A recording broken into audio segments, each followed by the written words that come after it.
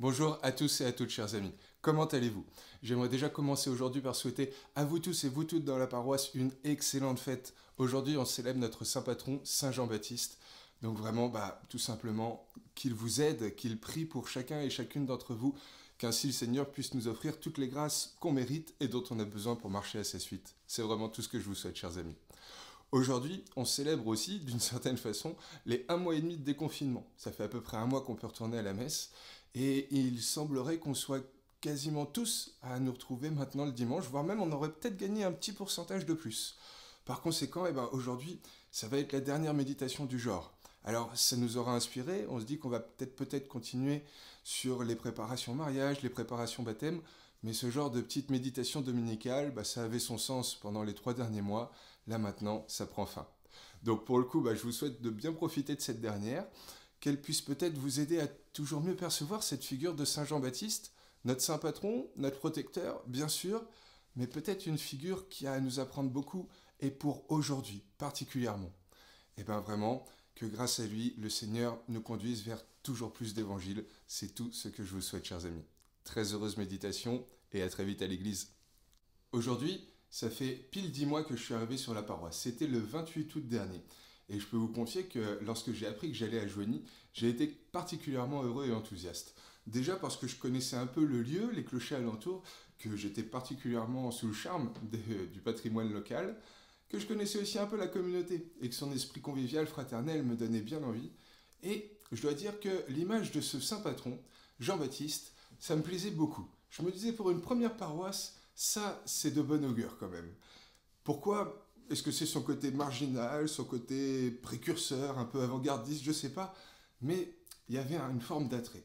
Et en préparant pour aujourd'hui, je me suis demandé, pour vous, chers amis, qui est-il Jean-Baptiste?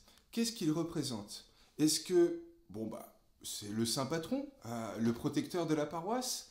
Est-ce que c'est un modèle de sainteté que vous aimeriez suivre les uns et les autres pour marcher vers toujours plus d'évangiles? Est-ce que c'est juste le titre de la paroisse, ni plus ni moins? Et donc, me demandant un petit peu qui il pourrait être pour vous, je me suis demandé, est-ce qu'il n'y aurait pas des parallèles entre lui et vous? Et alors, spontanément, quand on pense à notre ami Jean-le-Baptiste, on pense peut-être à son accoutrement, à ses habits. On raconte dans la Bible qu'il était habillé de façon un peu étrange, en poil de chameau, etc. Bon, quand je regarde notre assemblée le dimanche, j'ai quand même l'impression qu'on est globalement, pour la plupart d'entre nous, dans une certaine forme de norme vestimentaire. Donc pas trop de parallèles à ce niveau-là. Je me suis dit, peut-être concernant la nourriture, parce que là encore, le Baptiste, il était connu pour se nourrir de miel sauvage, de sauterelles, de criquets, enfin de tout ce qu'il trouvait. Bon, vous êtes plusieurs à m'avoir déjà invité chez vous, et sauf peut-être une fois où c'était vraiment, vraiment étrange, je crois que l'essentiel d'entre nous, là encore, on respecte les critères alimentaires de notre culture, quoi, ni plus ni moins. Donc là encore, pas trop de parallèles. Et après, je me suis dit, mais Jean-Baptiste, c'est pas que la nourriture et les vêtements saugrenus, c'est peut-être aussi avant tout un ascète. Quelqu'un qui a vécu dans une forme d'austérité, d'abnégation. Et peut-être que là, on touche un premier parallèle avec nombre d'entre vous. Parce qu'après 10 mois ici, vous êtes nombreux à vous être confiés à moi, à m'avoir confié les difficultés que vous pouvez connaître au sein de votre travail, de votre famille, de votre cercle de proches. Et je pense qu'en fait, vous êtes nombreux à faire preuve d'une vraie abnégation, par amour, par confiance envers vos prochains, envers la vie en général, envers Dieu. Donc oui, je pense ascétisme un petit peu déjà dans ce que vous vivez au quotidien. Mais peut-être encore plus après ces 3 mois particulièrement étranges, parce que j'ai pas entendu un seul d'entre vous récriminer sur ce jeûne eucharistique qu'on nous a imposé pendant plus de 2 mois et demi. J'ai entendu aucun d'entre vous récriminer sur le fait qu'on vous ait demandé de communier à la main, alors que toute votre vie, certains pendant plus de 70 ans, vous n'avez communié qu'à la bouche et n'aviez jamais touché le corps du Christ de vos propres doigts. Donc non, franchement, je crois que vous faites preuve d'une certaine ascèse. Et j'irais même juste en donnant l'exemple de l'hiver quand même.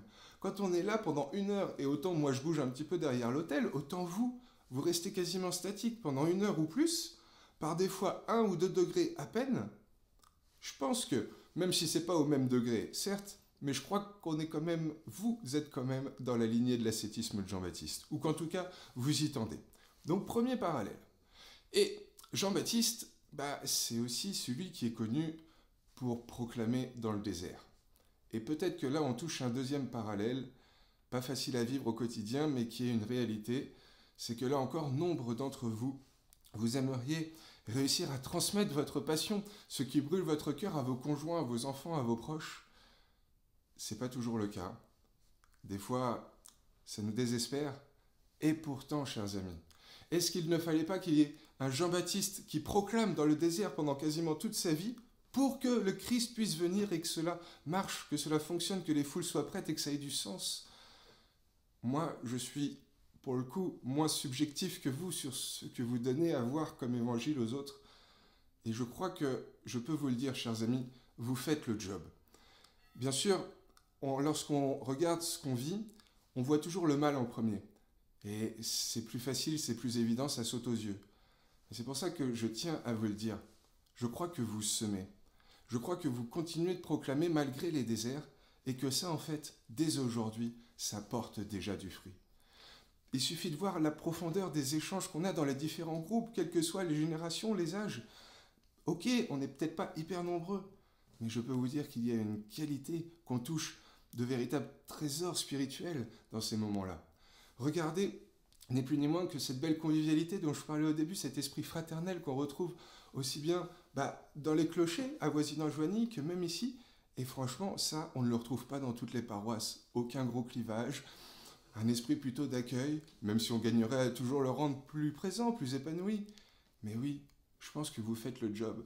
Et j'en ai encore une preuve de plus, c'est que parmi vous tous, il y a quelques-uns de vos proches qu'on ne voit jamais à la messe le dimanche, qui ne pratiquent pas et qui, eux, m'ont confié tout ce que vous leur témoignez, justement, par votre vie de foi, par votre confiance, votre espérance, tout ce que vous semez dans leur cœur et que, j'en suis convaincu, vous ne soupçonnez pas. Alors oui, chers amis, peut-être que tout seul, on n'a pas vraiment l'impression qu'on prépare les sentiers du Seigneur, mais je peux vous dire que tous ensemble, c'est ce que vous faites. Et vous continuez de proclamer malgré les déserts, et pour ça, il faut une confiance. Une grosse confiance, certainement à l'image de Jean le Baptiste.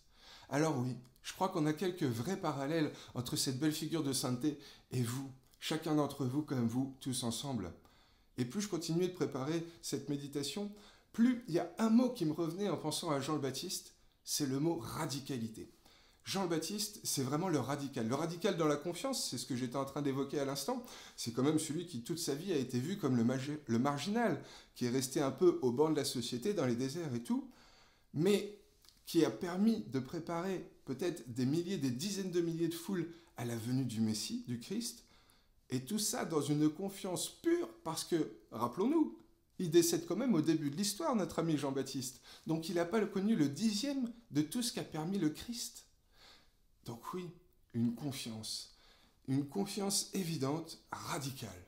Mais plus que ça, je pense que notre ami Jean le Baptiste, c'est une radicalité aussi dans la frugalité, dans la sobriété.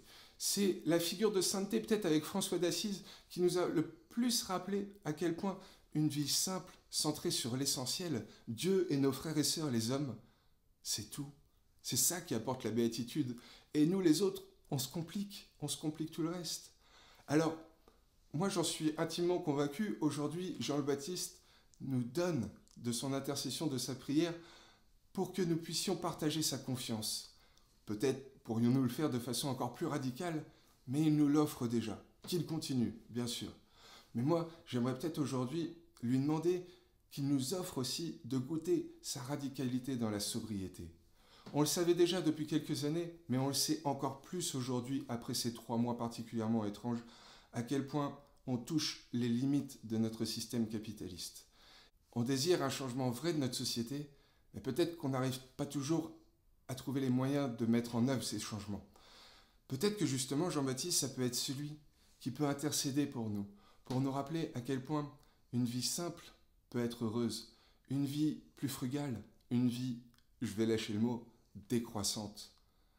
Je crois que c'est vraiment l'image que nous donne Jean-Baptiste, mais plus que ça, c'est ce que nous prône le pape François depuis maintenant plus de 5 ans, au quotidien, la décroissance. C'est pas retourner vivre comme dans la petite maison dans la prairie, non, la décroissance, c'est juste, lorsque je consomme ou que je produis quelque chose, me demander est-ce que ça va faire des dommages à la planète? Est-ce que ça va faire des dommages à mes frères et sœurs, les hommes, dans leurs conditions de vie au quotidien? C'est ça, ni plus ni moins. Comme à l'époque de Jean-Baptiste, ses contemporains attendaient un changement de monde, ils attendaient la venue du Messie et pour cela ils savaient qu'il fallait se convertir.